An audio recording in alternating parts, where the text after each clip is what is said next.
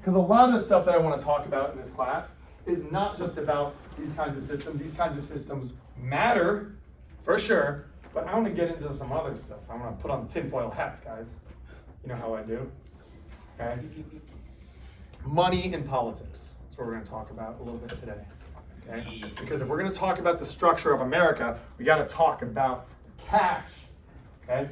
Well, there's a long history of these different court cases and policies and stuff like that. Buckley versus Vallejo, McCain-Feingold bill, the Citizens United versus FEC, these big things. You don't need to know all these. Just what I do want you to know is that we have been trying to fix the problem of money in politics for a long time. We've been trying to fix it. Okay? People have been saying, like, how do we get the money out of politics? It's very, very difficult to get the money out of politics. Lawrence Lessig at Harvard does a lot of brilliant things. He's got a good, Oh, no, it's okay. He has a TED Talk and stuff like that. And he talks about how money works its way into politics, into campaigns and stuff like that. And, very few people have a ton of control when it comes to our political system, is his whole thing. Since the beginning, there have been attempts to limit money in politics. It's still brought up in most debates. So why is it still an issue? Well, it's very difficult to get money out of politics. How do you do this? Well, you limit it. Well, limit it how? Okay, because here's a question I have for you. Which is more valuable in winning an election? Money or influence? Influence, right? What do you do with the money?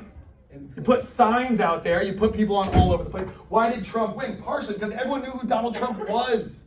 They knew who he was. They knew where they were getting. He's like a public figure, where Hillary Clinton, part of that is like, who is this lady other than the ex-president's wife? They didn't know. Okay? So a lot of that is influence. Now, The Rock, like Dwayne Johnson, like my boy, like coolest guy in the world. Okay? The Rock, he can't donate personally more than $2,800 to a particular candidate, but he can post on Instagram. I put this last year, he had 160 million followers. How many followers does he have now? 400 million. That's definitely not true. I'm pretty sure it's true. Why can't he donate more than $2,000? Because they're trying to, good question, right? So then he asks, like, why can't you donate more? Because if you say, hey, I'm a multimillionaire, I'm gonna give $10 million to this candidate, it's like, why would you possibly do that? You want to get something in return. It's 350. 350 million, okay, so. But who's stopping? Huh? No, there's laws. The law is you can only give up, they cap things. How much money can an individual give? Yes. It's like campaign? Yeah, so you have to reveal how much money you give to your candidate, and they cap it $2,800. Again, the numbers can change, they fluctuate a little bit here and there, but it's never gonna go up to like 2 million. But let's say The Rock, with his 350 million Instagram followers, wants someone to win the election. He can't give to it, but what he can do is post on Instagram. What would it cost to pay The Rock to post on Instagram? Let's just say that you start a t-shirt company. Okay, you start a t-shirt company. And you say, hey, Dwayne Johnson, can you go on your Instagram and say, hey, I love, Oz's t-shirts. They're the best t-shirts ever. You should go buy t-shirts. How much would you have to pay Dwayne Johnson to do that? $2 million.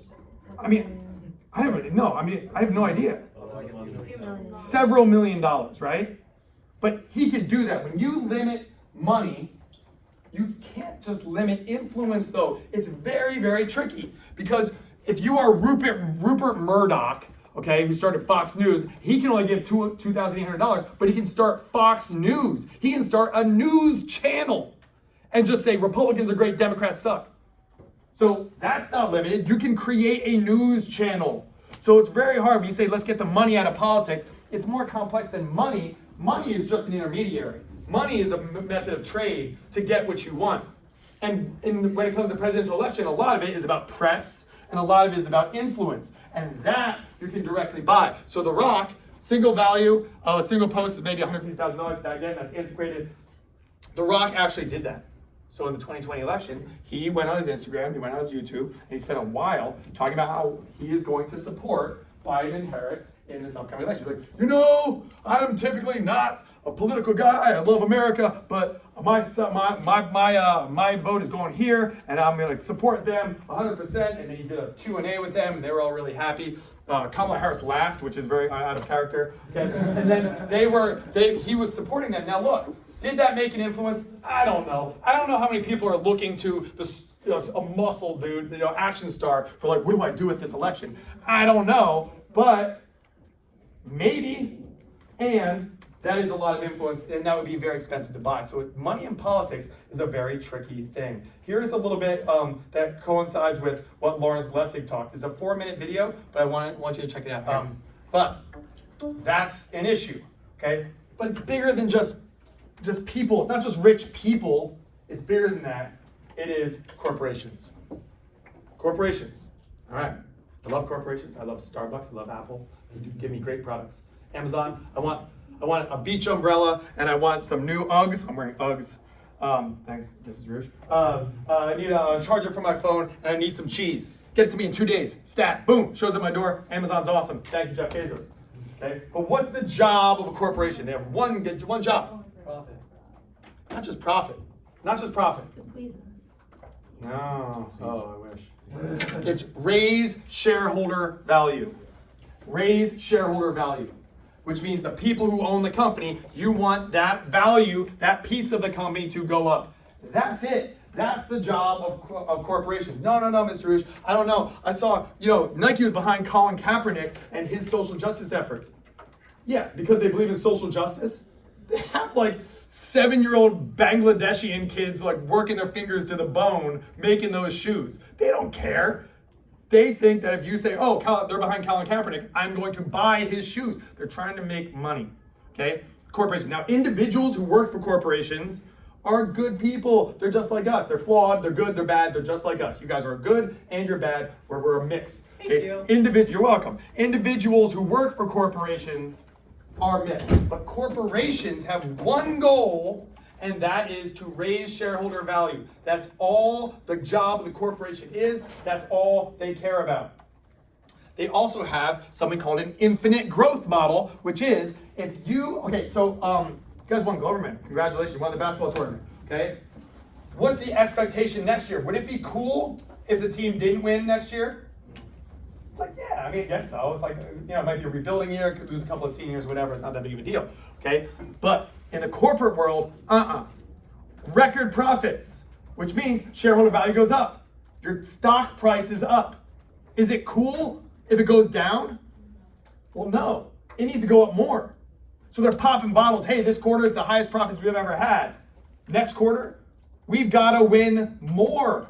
You don't even want the flat line. If the price of Apple or Tesla or whatever it is stays the same for 6 months, that's not good enough. It needs to go up and up and up. And if it drops, we're dropping shareholder value. The job of the corporation is not being done. You got to raise shareholder value. It is unsustainable. Nothing grows. Do you know what it's called, like in biology, when something continuously grows? Cancer. Cancer. Yeah, it's cancer. Right. You can't have this idea of infinite growth. How is that going to be? Where does that end? Complete domination, taking over everything. Cancer takes over your body, you die. So this leads to mergers and acquisitions, where a company is going to, all right, we got to keep growing. What do? Buy up another company, take those profits, buy up another company, buy up another company, buy up another company. So they merge and they become bigger and bigger and bigger. There's these big funds like BlackRock, Vanguard, etc., who they own a lot. Look at the companies, the stock that something like Vanguard or BlackRock own. It's quite a Google search. If you're going to go down the rabbit hole, like what companies are owned by these big funds?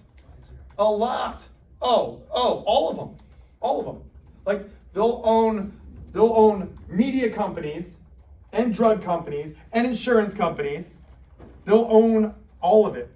Okay? Because they're going to keep growing, because the infinite growth model of profit, of shareholder value, has to be coupled with an infinite growth model of the business itself. So they work together. I spelled they wrong, but they work together. All of these different companies within this big umbrella of these giant funds to go back to the top, raise shareholder value. That's what they do. So, news media. This is an interesting one.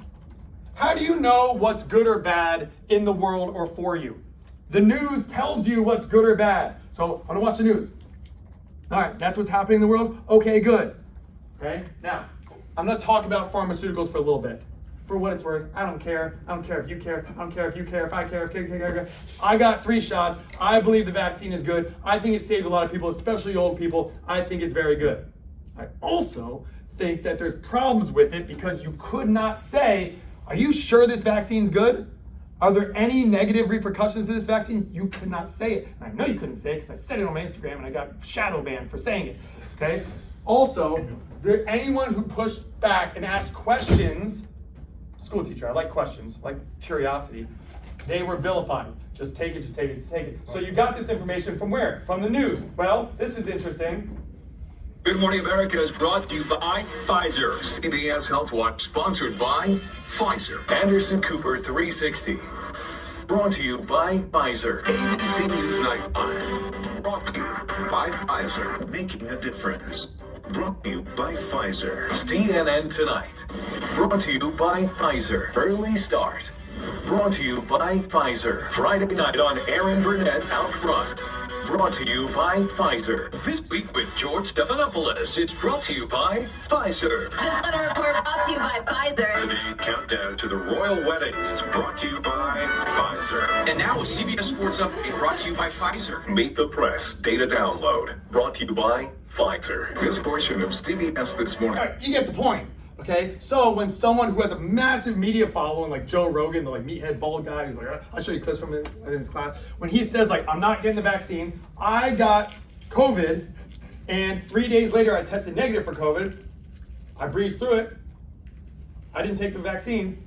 Why was he vilified, saying like he's taking horse dewormer and stuff like that? Well, maybe because if I'm trying to sell my product, I am Pfizer, my one goal is to sell my drugs, then that's not good for business.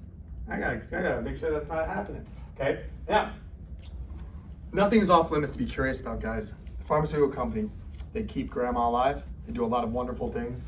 Okay, they're save countless lives. Okay, like pharmaceuticals are not bad. Pharmaceutical companies are not bad. But it's important to recognize that Pfizer has record profits. Record profits. And they essentially, how much did you pay for the COVID vaccine? Zero. How do you make record profits with zero? Because they had one pretty big customer. The United States government. Yeah. How does Tony Stark have all that money? He's not selling missiles to dudes in like Watts. He's selling missiles to who? The government. The government contracts. Government contract bought up all of these drugs. And then they said, well, we have all these drugs. We got to get them out to people. Okay. So record profits. Okay. There's a great book by Johnny Abramson, brilliant medical doctor and professor at Harvard, who wrote this book, Sickening, about the pharmaceutical company. And it is a book that really messes with my head. Okay, there was a drug that Merck had called Vioxx. Okay, Vioxx was like an anti-anxiety pill or something like that. I forget exactly what it was, but it's something that was causing people to die. They were having strokes and dying. Tens of thousands of people. Okay, and they got the report. Tens of thousands of people are dying from this drug. Okay. By the way, the drug was the most heavily advertised drug in the history of the pharmaceutical industry. Okay, they go, oh, tens of thousands of people are dying from this drug.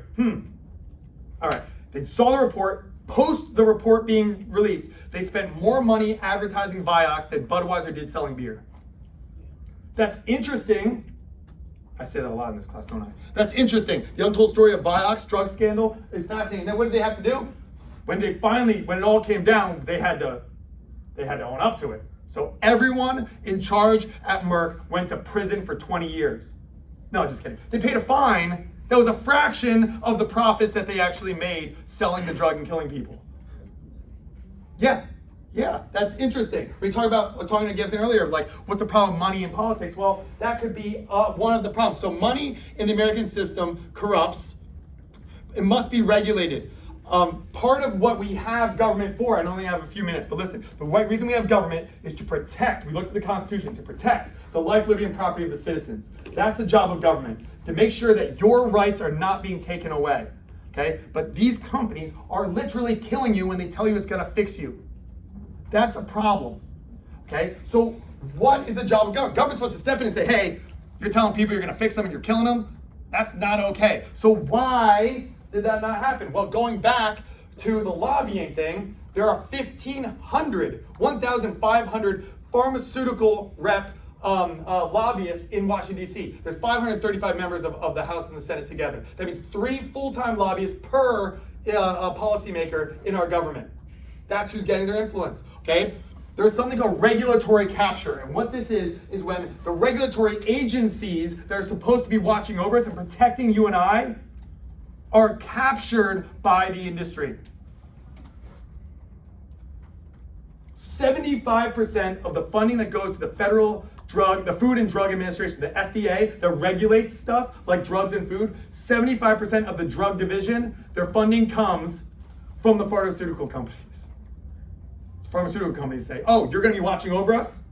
Okay, here, I'm gonna pay for all of your work. It's interesting, right? There's a lot to this, guys. There's a lot. Secretary of Defense Lloyd Austin, okay, he was touted as the first black Secretary of Defense. His job, he was a military general, Army general, but his job before he was Secretary of Defense was he was on the board of Raytheon. Raytheon makes missiles. Now he's in the job that decides whether or not we use missiles. Janet Yellen is the Treasury of the Secretary of the Treasury, Secretary of the Treasury. Okay, the one who regulates, like the SEC and stuff like that, regulates Wall Street. She made something like $7 million speaking at Goldman Sachs and Wall Street investment banks. She's not Dave Chappelle. She's not that interesting. You can't even watch her talk for like 10 minutes without falling asleep. You think I'm boring? Like, she is very, very boring. So why is she getting paid millions of dollars to talk to these Wall Street bankers? Well, she's in charge of regulating them now. Dick Cheney, who was kind of the side guy of George Bush, worked for Halliburton. He's the CEO of Halliburton. He pushed us to go into Iraq, blow up Iraq, and then they blew everything up. They need to rebuild it. Who got the exclusive contracts to rebuild it? Halliburton. And Halliburton profit goes up. Okay? This is a real problem, guys. I'm telling you and your generation because it absolutely may corrupt. I talked about this before. Okay? But this is what's going on. Okay?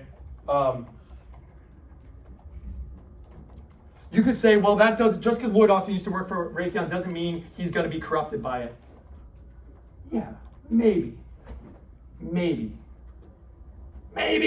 I would say no. I would say that has some sort of influence on you. If you're getting paid millions of dollars for something, someone to just give me millions of dollars. Hey, Mr. Rich, here's brand new keys to a new Lamborghini. You think I'm going to fail you in class? Probably not. So, all right, I know we're out of time. But I'll say, yeah, question. Are these people like Lloyd Austin that Yeah. are they allowed to hold stock? No, they have to separate. Until they leave position, now they can come right back. Yeah, so Cheney wasn't the CEO of Halliburton at the time, but he goes right back. Yeah. So, all right, guys, take all hats off. Thank you.